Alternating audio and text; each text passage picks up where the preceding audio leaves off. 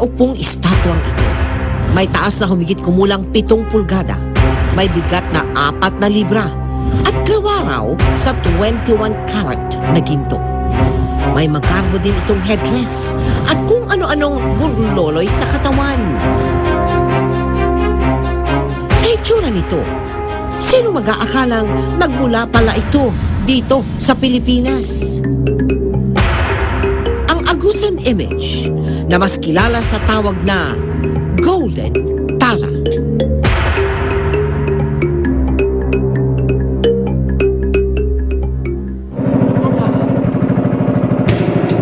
Tulad ng kahit anong kwento na may kinalaman sa ginto, pinaka-interesante pa rin kung paano na-discover ito.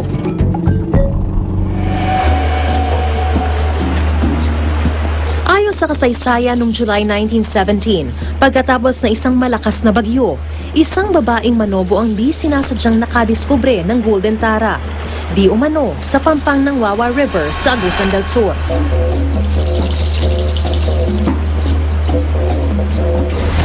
Dito sa Barangay Cubo Esperanza, Agusan del Sur, nakilala ko si Aling Constancia, ang apo raw ng tinutukoy na babaeng manobo.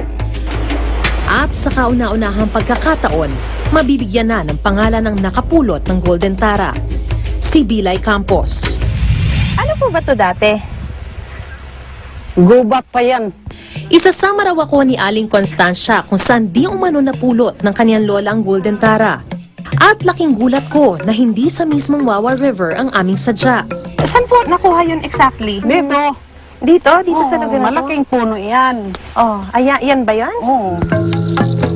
Yung aking lola, nagpunta doon sa malaking kahoy kasi magdumi siya. Tapos nakita niya yung may kumikidlap sa likuran niya. Pagkuha niya, nakita niya na manika talaga. Ang nakitang manika ni Lola Bilay, yun na pala ang Golden Tara. Ang salitang Tara ay pangalang Sanskrit. Isa itong diyosa sa Vajrayana Buddhism. Paano nyo nalaman na talagang malaking bagay ito? Yung lola ko, ignorante. Oh, Hindi pa hindi po niya alam. Oo, hindi alam. Ayon sa mga nakatala, kumalat daw ang balita sa diwata na nakita ng babaeng manobo. Hanggang nakumbinsi siya ng dato ng kanilang tribo na isuko ang diwata. Sa nooy Deputy Governor ng Agusan na si Blas Baclagon. Kaya ang estatwang ito tinawag din dating Buwawa ni Baclagon o Ginto ni Baclagon. Ngunit iba ang binunyag sa aking kwento ni Aling Constancia. Binenta niya? Wala, hindi. Ang ginawa po niya? Hindi. Ano po ang ginawa niya? Dinakaw. Ninakaw sa kanya? Sa yung maliit na kaban. Totoo man o hindi ang bersyon ng kwento ni Aling Constancia, ang sunod na lang na nakasulat sa kasaysayan mula kay Baclagon. Ang Golden Tara napunta sa pagmamay-ari ng Agusan Coconut Company, kung saan malaki raw ang pagkakautang ng gobernador. Subalit noong 1918, tinangka pa raw ng Amerikano si Dr. H. Otley Beyer na hikayatin ng gobyerno ng Pilipinas na bilhin ang Agusan image para sa National Museum. Ngunit dahil sa kakulangan ng pera, hindi ito naganap. Hanggang noong 1920, naging malaking item ang Agusan image sa Manila Exposition, kung saan naibenta ito sa mga Amerikano sa halagang 4,000 piso. Kung i-adjust sa inflation, 1,537,386 pesos and 59 centavos na ang katumbas ng Golden Tara ngayon. Ang Golden Tara, dinala noong 1922 sa Field Museum of Natural History sa Chicago sa Amerika.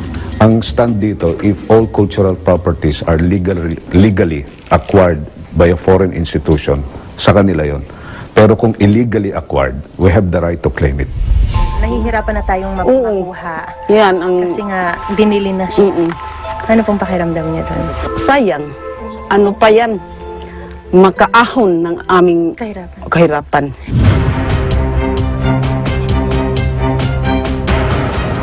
Kapag Pag pumunta ka sa lungsod ng Butuan sa Agusan, agaw eksena ang kulay gintong rebultong ito na may taas na 3 talampakan.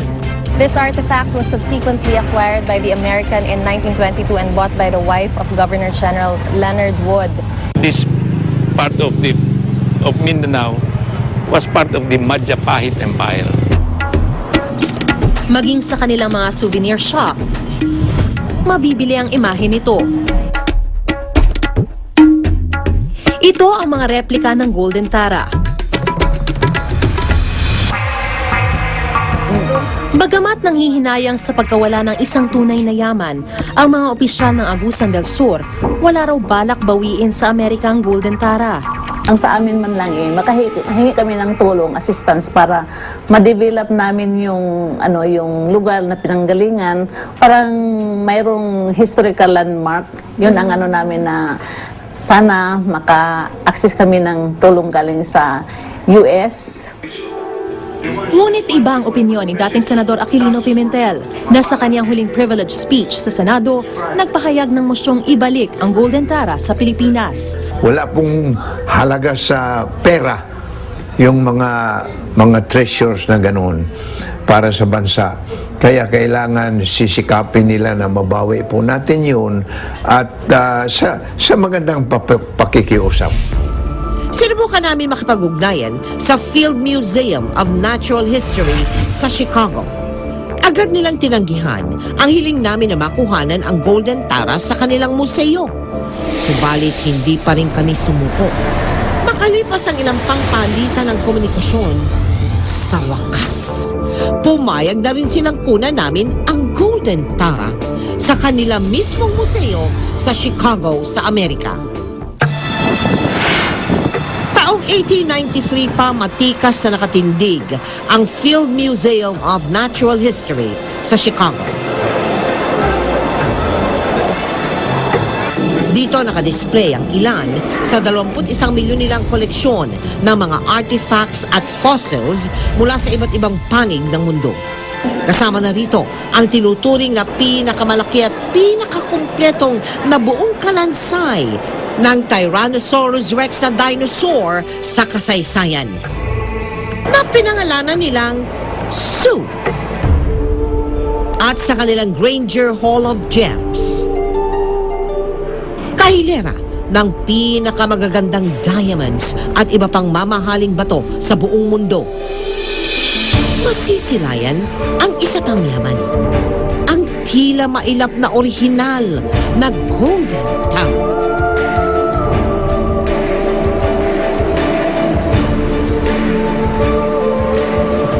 Ito pala ang tinaguriang Golden Tara. Salamat naman at nakita na kita. Pero dito, ang tawag ko sa kanya ay Agusan Gold Image. At ito nga pong maliit na figurine na ito na gawa sa ginto.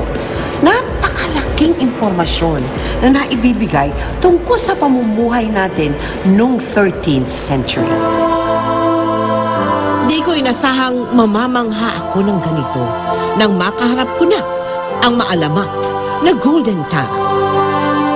Naisip ko tuloy, ganito rin kaya ang naging pakiramdam noon ni Lola Bilay nung una niyang makita ang manika ng ito.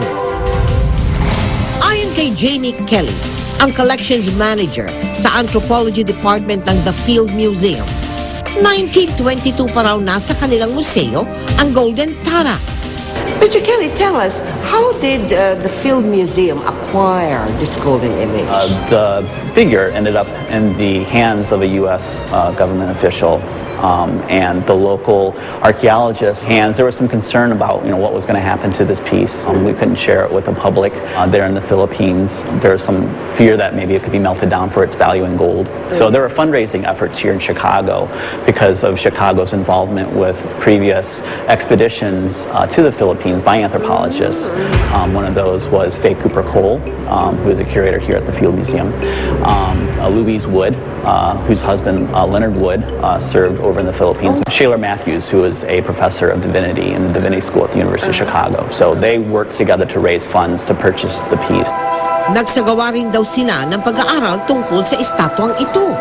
I mean, we tested it doing X-ray fluorescence to see what its carat in gold was, and it's certainly above 18 carats, but it's a gold alloy. It has some copper, some silver in it. Walang dudang natatangi ang pagpapahalagang binibigay ng Field Museum sa Golden Tara para itong maliit na poong nakakulong sa salaming eskaparate. At bagamat estatwa, parang tunay na tao kung ilarawan ito ni Jamie. When you talk about her, I see like she was a real woman. She it looks like a woman in meditation, trying to encourage others. I mean, especially if she was, in fact, an offering goddess, encourage others to do the same in terms of their religious beliefs and how she might have been used in that context. Subalit hindi lang Golden Tara ang bagay na mula sa Pilipinas na narito sa Field Museum. Isinama ako ni Jamie sa isang tila top secret na location.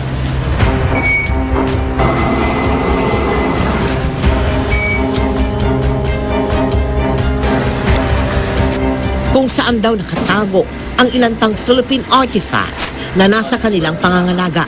This is a woman's shirt, and this is a Tingian rice planting stick. Aabot daw sa 10,000 artifacts mula sa Pilipinas ang nakatago sa kanilang storage room para higit na maprotektahan, at 3 sa mga ito ang inilabas niya sa aking pagbisita. Ang blusa ito ay blusa po na gawa daw ng Blaan tribe, tribo ng Blaan. Ito ay sa bandang Davao sa Mindanao. Kung ating po titignan, ito ay talagang masusing ginawa ng kamay. Isa-isa bawat hibla. Napaka-intricate ng design. Ito pala ay mga shells na matyagang hinugis ng ganyan para ito naman ay maadorno dito sa blusa na ito. Mahigit 100 taon na mula nang nadala dito sa Chicago ang mga kagamitang ito ng ating mga ninuno. Pero kitang-kita na nasa maayos pa rin kondisyon ng mga ito. Lahat ng mga ito, kinolekta ng mga Amerikanong anthropologist nang pumunta sila ng Pilipinas mula 1907 at 1910. Isang adorno na ginagamit ng mga kalalakihan ng unang panahon at kinopya daw ho ang ngipin ng mga baboy damo. Kinarve po nila ito mula sa nakar, sa mother of pearl. Sa pagtatapos ng araw na ito, may naramdaman akong pagmamalaki bilang isang Pilipino.